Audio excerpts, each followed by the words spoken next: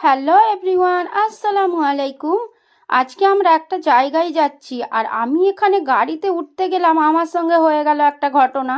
আমি সবেমাত্র গাড়িতে উঠছিলাম, আর ওই জায়গাটা আমার এত জোর কাঁধে লেগে গেল যে কি বলবো। ব্যথায় আমি কিছুক্ষণ চুপ করেছিলাম। একটা জায়গায় যাচ্ছি আনন্দ করতে, আর ব্যথা লেগে গেলে আর কি বলবো বলুন, এত কষ্ট হচ্ছিল।